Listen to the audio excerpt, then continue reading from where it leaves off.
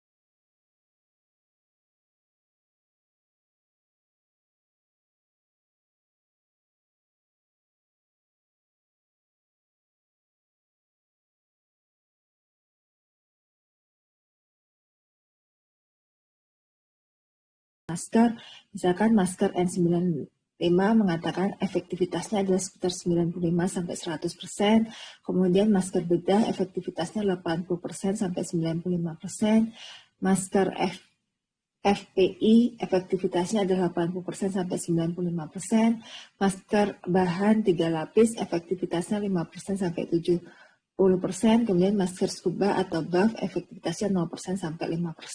Nah, sebenarnya informasi ini menggambarkan peluang, seberapa besar peluang kita terkena virus COVID-19, tertular virus COVID-19 ini jika kita menggunakan berbagai macam jenis masker. Kita bisa melihat kalau kita menggunakan masker N95, maka peluang kita untuk tertular virus itu menjadi sangat kecil sekali. Tetapi kalau kita menggunakan masker scuba, maka peluang kita untuk terkena virus menjadi besar karena efektivitas masker scuba hanya sekitar 0% sampai 5%. Nah, ini adalah informasi di kita bagaimana kita mempelajari tentang peluang yang ada di sekitar kita. Kemudian misalkan ada poster lain yang mengenai bagaimana cara kita menjaga jarak atau social distancing. Sebenarnya apa yang dilakukan ini adalah memperkecil peluang kita untuk tertular COVID-19 ini. Salah satunya adalah dengan menjaga jarak, tetap tinggal di rumah, jangan pergi ke tempat yang ramai, kita gunakan masker kalau berada di tempat yang keramaian, kita tidak salaman, ya tidak kumpul-kumpul. Nah, semua ini adalah dalam rangka memperkecil peluang seseorang terkena COVID-19. Nah, hal yang lain yang lebih menarik adalah kalau dari kecil kita mungkin biasa bermain dengan ular tangga atau monopoli atau berbagai macam permainan yang lain gitu ya, Lido misalkan. Nah, sebenarnya game-game tadi berdasarkan pada dadu, ya, pelemparan sebutir dadu. Nah, ini saya ambil di suatu website, ya, website yang games online yang berdasarkan pada permainan dadu itu ternyata banyak sekali permainan yang berdasarkan pada pelemparan sebutir dadu. Nah, kenapa ini menarik untuk dipelajari secara ada statistik? Karena pelemparan sebutir dadu ini akan memudahkan kita memahami apa itu peluang, ya, apa itu peluang sehingga menjadi dasar dari permainan ini, ya. Nah, apa itu peluang? Jadi suatu fenomena dikatakan acak jika hasil dari suatu percobaan itu bersifat tidak pasti. Misalkan kalau saya melempar sebutir dadu, kita tidak akan tahu apa yang muncul. Bisa angka 1, bisa angka 2, bisa angka 3, bisa angka 4, bisa angka 5, bisa angka 6, dan seterusnya. Kemudian misalkan kalau kita mulai kuliah ini, kita sudah mulai, ya itu sesuatu yang pasti. Tapi kapan kita akan mengakhiri kuliah ini? Ya, berapa lama Anda kuliah? Nah, waktu itu juga sifatnya ngajak. Kita bisa kuliah dalam waktu 1 jam, kita bisa kuliah dalam waktu 2 jam, kita bisa kuliah dalam waktu 10 menit. Sifat kejadian itu tidak pasti. Nah, itu berarti dikatakan suatu fenomena yang acak. Nah, fenomena acak sering mengikuti suatu pola tertentu. Ternyata dalam jangka panjang itu mengikuti suatu pola tertentu. Nah, keteraturan dalam jangka panjang ini kita dekati dengan pendekatan matematika. Salah satu studi yang matematika yang mengenai keacakan kita sebut dengan probability theory atau teori peluang, yaitu peluang merupakan suatu bentuk matematika dari sifat acak tersebut. Jadi kita pelajari adalah keteraturan jangka panjang dari fenomena acak tersebut yang kita coba dekati secara matematika. Nah, ini misalkan kita dari suatu fenomena itu bisa probabilistik, bisa deterministik. Deterministik itu adalah suatu kejadian yang pasti. Hari ini kita kuliah itu sudah pasti, ya. Tapi misalkan berapa lama sampai kita selesai kuliah itu nggak ada yang pasti, berapa waktu yang kita perlukan untuk kuliah, ya. Nah, berarti berapa lama waktu kita menyelesaikan kuliah itu sebagai probabilistik. Hasil dari percobaan bisa menghasilkan sembarang kemungkinan hasil yang ada. Jadi kemungkinannya itu bisa bermacam-macam. Maka sebenarnya kejadian yang bersifat probabilistik. Sebagai misalkan kita menunggu di halte bis, berapa lama menunggu sampai bis datang. Ini juga suatu sifat yang bersifat probabilistik. Kenapa? Karena bisa jadi saya hanya menunggu 5 menit, bisa jadi saya menunggu 10 menit, bisa jadi saya menunggu 2 jam gitu ya. Nah, ini ada suatu sifat yang probabilistik. Nah, bagaimana kita memahami fenomena acak tadi itu bisa kita pelajari dari pelemparan sebutir dadu, ya, yang seimbang. Dadu kita tahu dia punya sisi 6, ya, ada angka 1, 2, 3, 4, 5, 6 gitu ya.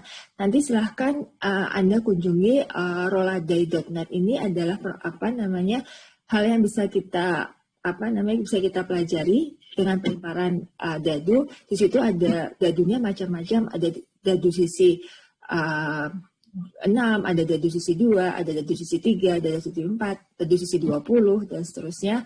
Kemudian kita mau pelemparan berapa dadu, 1 dadu, 2 dadu, 3 dadu, dan seterusnya kita bisa pelajari di situ.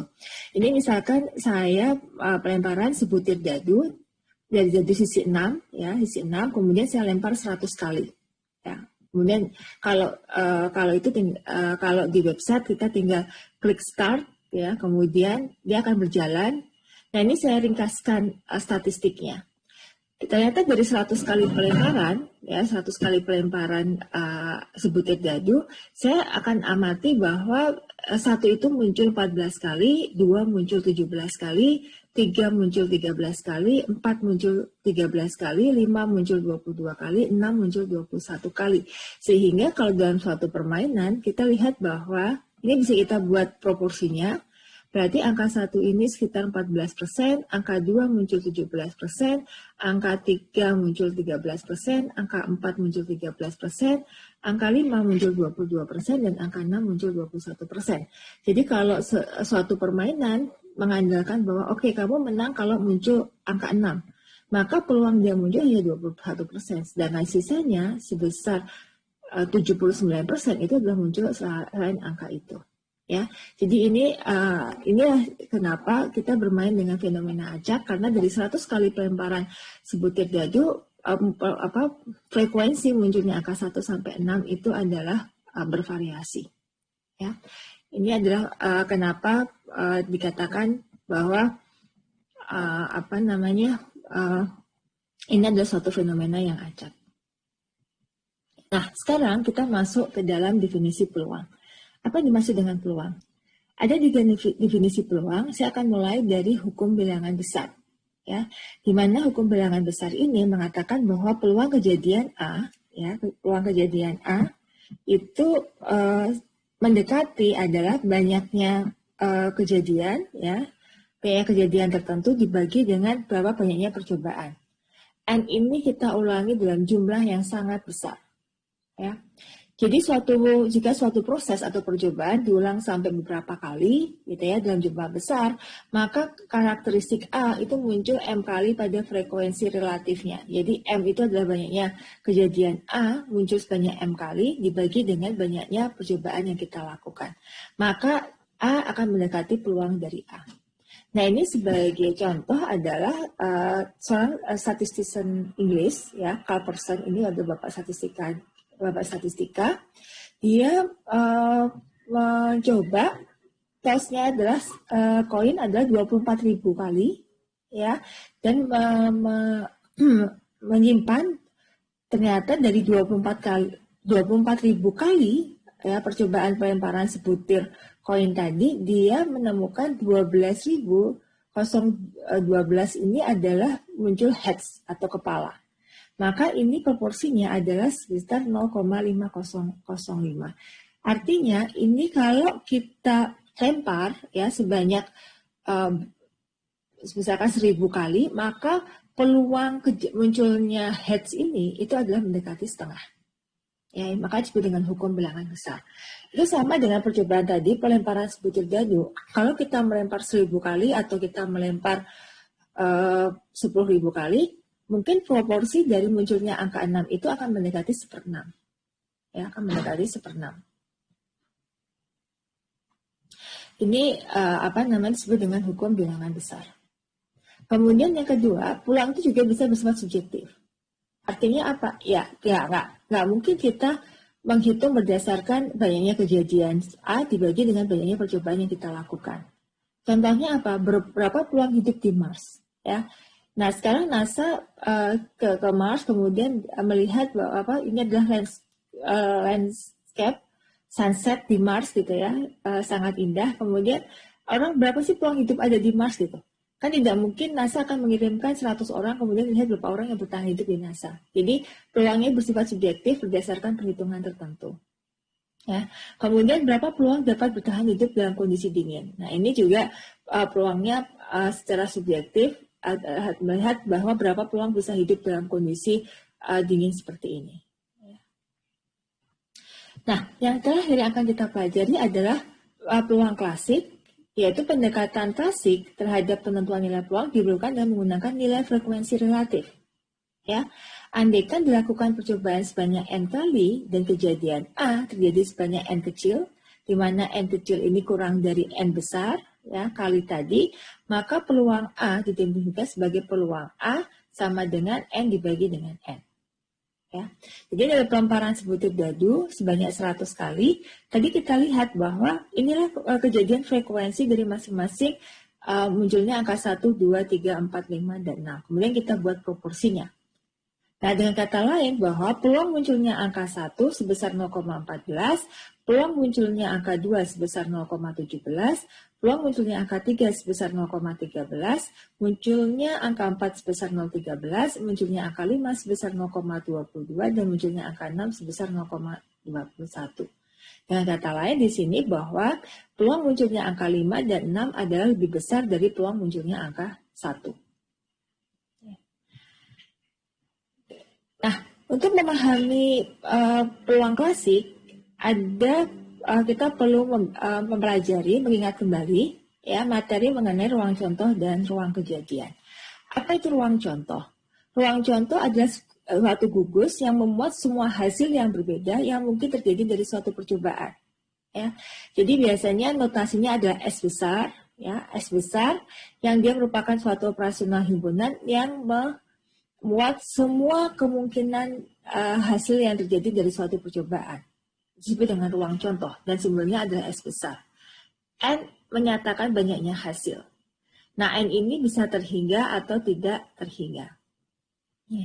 Kemudian kalau ruang kejadian itu adalah anak gugus atau bagian dari ruang contoh yang memiliki karakteristik tertentu. Ruang kejadian biasanya dituliskan dengan huruf kapital A, B, C, dan seterusnya kecuali S. Huruf kapital S didonasikan untuk ruang contoh. Nah, misalkan ini dari tadi contoh pelemparan sebutir dadu, ya. Kalau ini fenomenanya adalah kita punya ruang contoh, sebenarnya menanya 0, 1 dadu muncul 1, muncul 2, muncul 3, 4, 5, 6, maka kita notasikan ruang contohnya adalah 1, 2, 3, 4, 5, 6. Dengan anggotanya kita tuliskan dengan notasi NS-nya adalah sama dengan 6. Ya. Kalau kita perhatikan munculnya angka lebih dari 3, berarti kita hanya perhatikan angka 4, 5, dan 6. Sehingga A ini kita definisikan sebagai 4, 5, dan 6. NA-nya adalah sebanyak 3. Nah, kalau kita pelemparan 2 butir dadu, ya, maka ruang contohnya adalah sebanyak seperti ini. Jadi ada kemungkinan dadu itu muncul 1, 1, 1, 2, 1, 3, dan seterusnya. Ini ternyata kalau kita identifikasi satu-satu itu ada sebanyak 36. Ya, sampai terakhir akan muncul 6 secara bersamaan.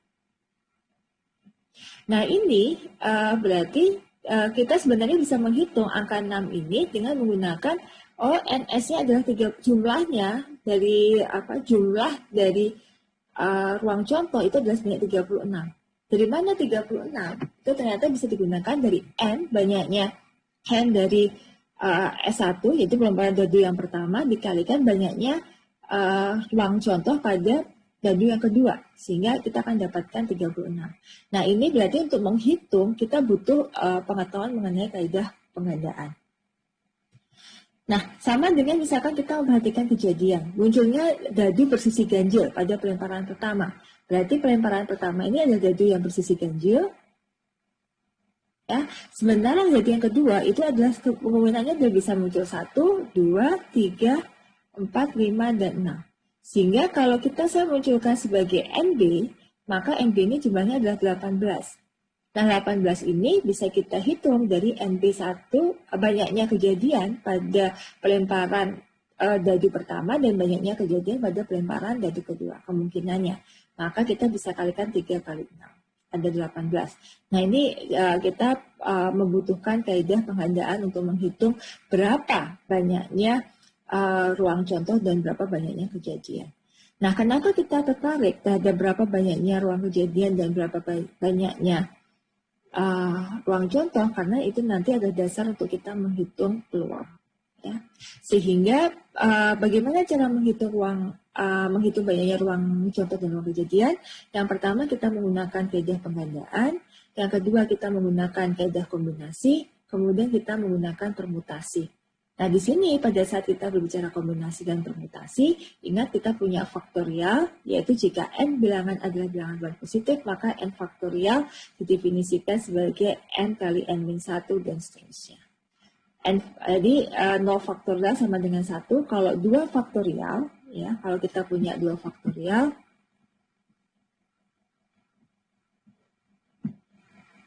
misalkan di sini kita punya 2 faktorial, ya 2 faktorial, maka kita akan bermain dengan 2 faktorial itu sama dengan 2 kali 1 sama dengan 2. Kalau 3 faktorial berarti 3, 2 kali 1 sama dengan 6. Ya, ini ingat kita mengenai faktorial. Baik, kita akan membahas satu-satu apa itu kaidah penggandaan, kombinasi, dan permutasi. Ini mengingatkan kita semua terhadap apa yang sudah Anda pelajari sebelumnya. Penggandaan dapat digunakan jika setiap kemungkinan dibentuk dari komponen-komponen yang saling bebas. Jadi kalau berarti jumlah dari ruang sampel misalkan ada perkalian dari kejadian-kejadian yang saling bebas tersebut. Misalkan kalau pelemparan 3 buah mata uang, maka kejadian munculnya itu adalah 2 gitu ya, satu mata uang, kemudian mata uang kedua 2, mata uang ketiga 2, sehingga jumlah ruang contoh untuk pelemparan 3 mata uang adalah 2 kali 2 kali 2 sama dengan 8. Ya. Kalau pelemparan 2 butir dadu itu adalah 6 kali 6 sama dengan 36. Nah, ini kita sebut dengan kaidah penggandaan. Kemudian permutasi. Apa itu permutasi? Permutasi merupakan kejadian di mana susunan objek itu diperhatikan. Ya. Jadi misalkan memilih seorang untuk membentuk kepengurusan suatu organisasi, di mana jika si A terpilih menempati posisi ketua, berbeda maknanya dengan si A terpilih menempati posisi wakil ketua. Nah, misalkan kita punya 3 kandidat A, B, dan C, akan dibentuk pengurus yang terdiri dari ketua dan wakil ketua. Berapa susunan yang mungkin terbentuk dari 3 kandidat tersebut? Maka kalau kita uraikan satu persatu, kita akan bisa melihat bahwa ketua-wakil ketua, pasangan A dan B ini akan kita hitung pada saat A ketua dengan B ketua, ini sebagai 2 kejadian yang berbeda. Begitu juga dengan A sebagai ketua dan C sebagai ketua, kita hitung sebagai 2 kejadian yang berbeda. B sebagai ketua, C sebagai ketua, ini juga merupakan 2 kejadian yang berbeda. Sehingga kalau berapa susunan yang terbentuk dari 3 kandidat tersebut, jika kita memperhatikan urutan dari ketua dan wakil ketua, maka kita akan mempunyai 6 susunan yang mungkin terbentuk. Nah, secara ringkas kita bisa tuliskan pada posisi ketua dan wakil ketua. Di sini berarti posisi ketua ini akan diisi oleh 3 orang yang berbeda, sedangkan wakil ketua akan diisi oleh 2 orang. Karena 1 orang sudah duduk sebagai ketua. Sehingga 3 kali 2 sama dengan 6. Nah, kondisi ini kita bisa tuliskan sebagai permutasi tingkat 2 dari 3 objek. Jadi P32, di mana ini adalah 3 faktorial ya dibagi dengan 3 min 2 faktorial. Ya, sehingga 3 faktorial dibagi 1 faktorial sama dengan 6. Nah, apa bedanya dengan kombinasi? Ya, kombinasi merupakan kejadian di mana susunan objek yang terpilih tidak diperhatikan. Jadi misalkan dalam suatu pemilihan tidak peduli pada posisi apa, yang penting adalah pasangan tersebut. Ya.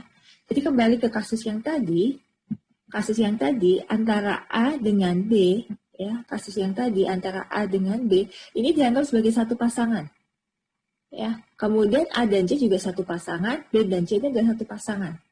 Sehingga kalau posisi pertama itu tadi kita 3 kali 2, maka dibagi dengan kalau 2, kemudian 2 kemungkinan kemudian 1. Jadi 6 dibagi 2 sama dengan 3. Nah, kalau kita hanya peduli pasangannya saja, tidak peduli urutannya, maka disebut dengan, maaf ini harusnya kombinasi. Kombinasi tingkat, ini harusnya kombinasi, ya, kombinasi tingkat 2 dari 3 objek.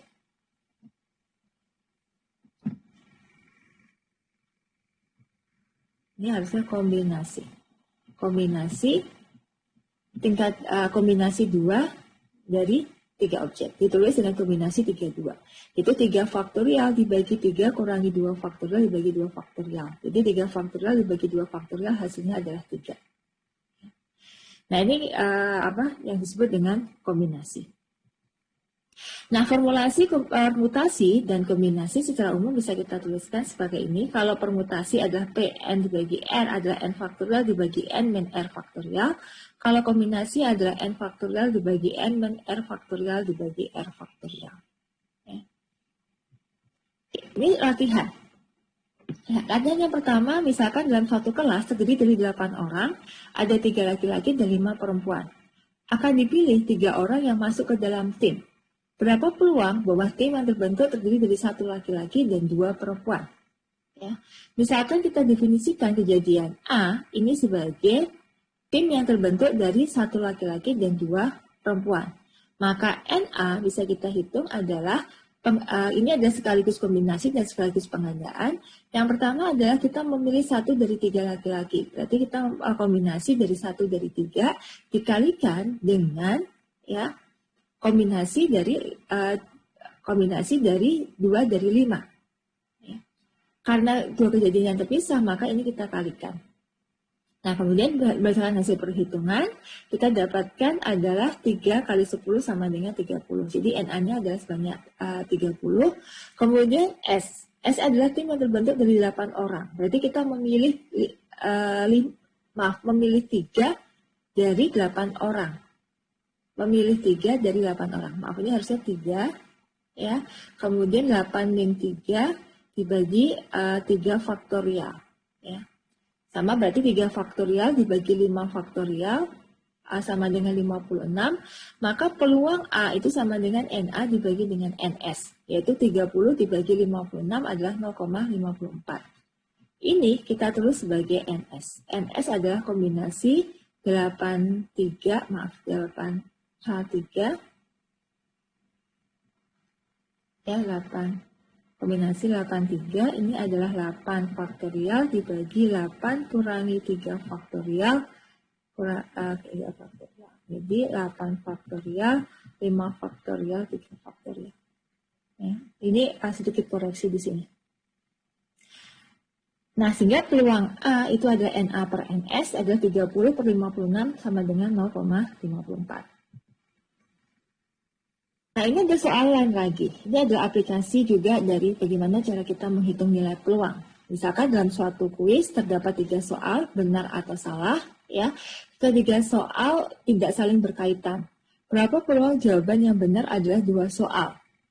Nah, ini misalkan dari semua kemungkinan, pertanyaan pertama, pertanyaan kedua, pertanyaan ketiga, kita punya kemungkinan sample space-nya adalah 3 jawaban itu benar semua. Ya, ini ada 3 jawaban benar semua, kemudian 2 jawaban benar,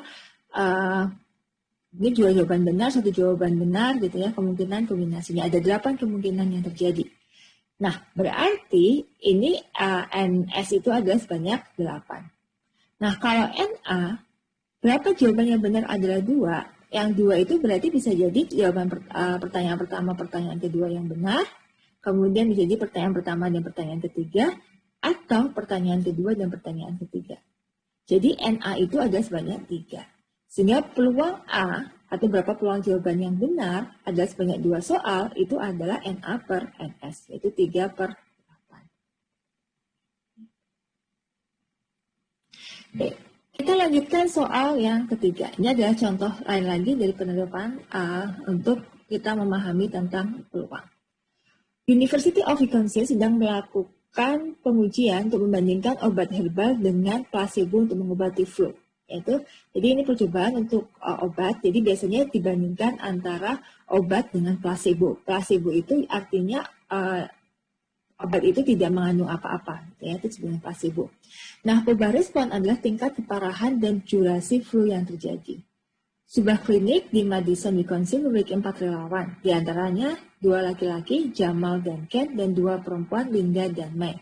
Nah, 2 di antara relawan dipilih secara acak, ya, dan menerima obat-obatan herbal, dan 2 lainnya akan menerima placebo. Jadi, tim ini akan dipilih 2 secara acak, 2 menerima obat herbal, dan 2 lainnya menerima placebo. Ya.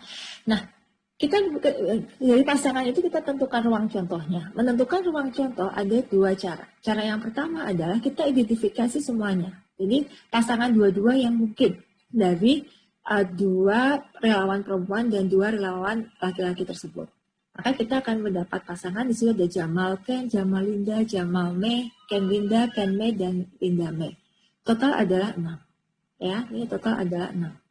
Nah, cara tersebut bisa juga kita buat dengan formulasi kombinasi, yaitu kombinasi 42, 4 faktorial, 4 kurangi 2 faktorial, sama dengan 4 faktorial dibagi 2 faktorial, 2 faktorial sama dengan 6.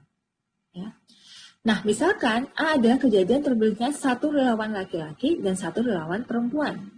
Maka A ini adalah berupa Jamal Linda, Jamal Mei, Ken Mei, dan Ken Mei dan Ken Linda. Ya, ini adalah Ken Linda. Harusnya ini Ken Linda. Nah, NA itu adalah kombinasi 21 untuk laki-laki, ini kombinasi 21 untuk perempuan, sehingga NA itu adalah 4. Peluang A adalah NA per NS, yaitu 4 per 6 adalah 2 per 3. Nah, ini adalah cara perhitungan bagaimana kita memperoleh menghitung NA dan NS menggunakan kombinasi dan kaidah penggandaan.